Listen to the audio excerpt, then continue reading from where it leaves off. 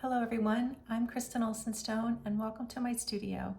Today I'm going to show you how to paint this beautiful little desert landscape greeting card. This is a blank card by Canson Montval and I'll show you how to paint this desert landscape. Today I used a brand new 1/4 inch Silverbrush Belle Aqua travel brush. It's a fabulous brush. I love painting with it, and I'll be using a Rembrandt 24 color set. Please take a minute to like and subscribe to my channel and leave a comment. I'd love to hear from you. So I'm going to be painting from front to back, and I'm going to start with the yellow desert daisies. I'm going to be using cadmium yellow. This is cadmium yellow medium, not pale, but you could use cadmium yellow pale or a Cerulean yellow. There's so many beautiful yellows, but I'm choosing to use this bright, very pungent cadmium yellow. And now I'm going to add a deeper yellow called Azo Yellow Deep. And I'm just going to add that in underneath the brighter yellow on top. And I'm going to put a few scattered daisies in the background on these bushes, and a few like this, so you can really see it's springtime in the desert and the daisies are blooming everywhere. Next is the blue glow. Blue glows are in the aloe family and they're really beautiful. They do actually really glow in the sun, or have the appearance of glowing. So I'm painting these, leaving little bits of white showing in between. So I'm not trying to completely fill in my shapes because I really want my painting to have that feeling of the light, crisp, very dry air that we have here in the desert. So there's the blue glow. And now for the ocotillo. So I'm going to start with yellow ochre, and I'm going to add some Madder Lake Deep and some ultramarine blue.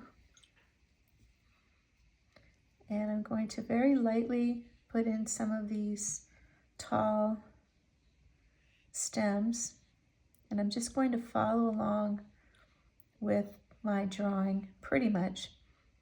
I kind of like to have a loose drawing and a loose painting so that I kind of follow my drawing, but I also go outside of the lines a little bit because I want some of my ink to show, and I want to have some lines that are just made with paint, and then have some of the ink showing. So I took a little bit of the drawing over onto the back of the card. I like to do that sometimes. Just makes it a little more arty. And now I'm going to pick up some sap green and a little bit of water, and I'm going to go over this color with the green. So these plants have very, very tiny leaves all along the stalks. I'm not sure if these long things are called branches or stems, but I'm just going to call them stalks. And to get that glowing effect, you need to have layered colors. So you need to put down the dark color first and the lighter color afterwards. And I know that a lot of you have been trained that in watercolor you're supposed to paint from light to dark, but if you want to get something to look like it's glowing, you usually need to paint the dark first and then the light around it, so you get a soft edge, because things that glow have very soft edges. And if you were to paint the dark over the light, you would have hard edges. Now, in this picture, the plant in the reference photo is not blooming, but when they do, they have these beautiful orangish red flowers. So I'm going to put some of those flowers, as I've seen them blooming before, on the top of the plant. So all the flowers are close to the top and coming off the top. Hummingbirds love these flowers. And they're small, but I've made them a little bit bigger than they would be if I was painting a realistic, exactly to scale illustration of this plant. But we're making a fun, pretty card. So I made the flowers bigger. Next, I'm going to paint the path. So I'm going to use some of this red color and I'm going to add some yellow ochre to it and make a nice warm path, which again is brighter than what you see in the photo, the reference photo, but I like to push colors.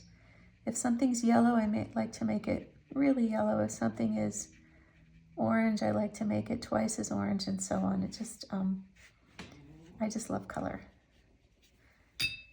So you can scale yours back a little bit if you want, but I'm gonna make mine this nice bright color. So while this is drying, I'm gonna go on and do the bushes and the distance. I'm gonna use permanent green, and I'm gonna put some of that permanent green down. And you're probably thinking, oh my gosh, that color is so bright to be in the distance, but we're going to add some red to it because red is the complement of green, and we're going to tone it down. So I'm going to go back to my cadmium red light, and I'm going to add some of that right into the green while it's wet. Very important to do this while it's wet and let the colors mix around on the paper. You get a lot of interesting effects when you do that.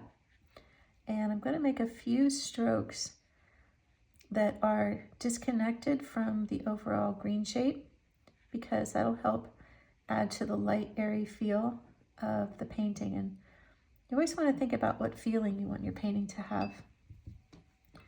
Now I'm going to work on the sky, and I'm going to use cobalt blue. It's a beautiful blue sky day, and I'm going to start at the top.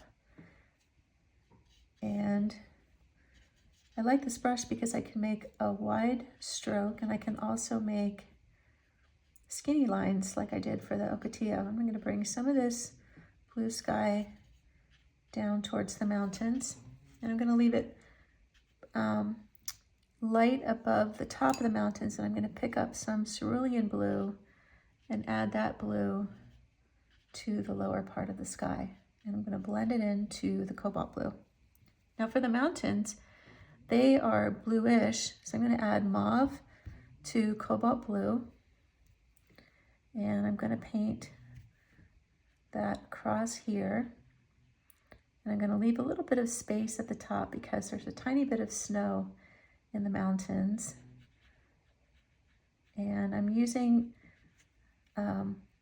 just the tip of my brush and pushing a little bit when I want to make strokes that flatten out a little more. So the mountain layer in front of it is more of a brownish purple. So I'm adding burnt sienna to this mixture. That's a little too brown. I'm going to add some burnt sienna and some madder lake. There we go. That's a better color. And paint in that mountain. And I'm going to make some lighter reddish streaks here with this cadmium red.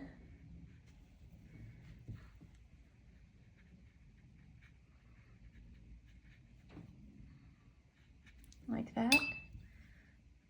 Keeping that nice, beautiful, warm red desert color in the mountains. And now I want to add some stems to the daisies, the desert daisies. So they're kind of a bluish green. I'm going to add some cobalt blue to this color, and I can just kind of use the point of my brush to draw some pretty little curvy lines. So I want to make sure I have a variety of lines. So the lines in the Ocotillo are straight up and down, and these are a little more curved. Okay, so the next thing I want to do is add some darks. And I'm going to use mauve and burnt sienna and ultramarine blue. And I want to get some darks down in here towards the bottom. Same for my blue glow. And this violet dark really blends in nicely with the base of those flowers. And I'm going to use it for the base of my Ocotillo as well. Just a few dark accents and along the base of the bushes in the distance. Just kind of giving some texture, trying to make it look very natural. And I'm going to add some more cobalt blue to this mixture, and we're going to paint in some shadows. So imagine if this was casting a shadow across the path. So we're just going to draw some lines at an angle. And if the blue glow was casting a shadow off to the right, and even these little daisies casting a shadow across the path.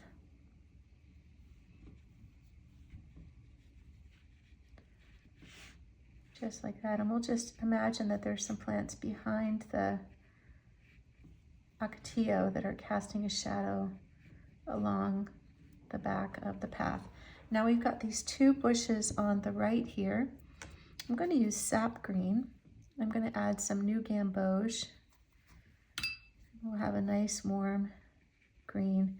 It's got to be a warmer green because the blue glow is very blue. And we've got some little daisies highlighted back there. And I'm going to add a little more yellow just by itself. I'm going to just kind of drop it in at the top.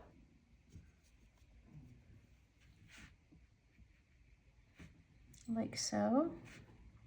And I'll put a little bit of that pretty green color, that pretty yellow color over here, just to kind of connect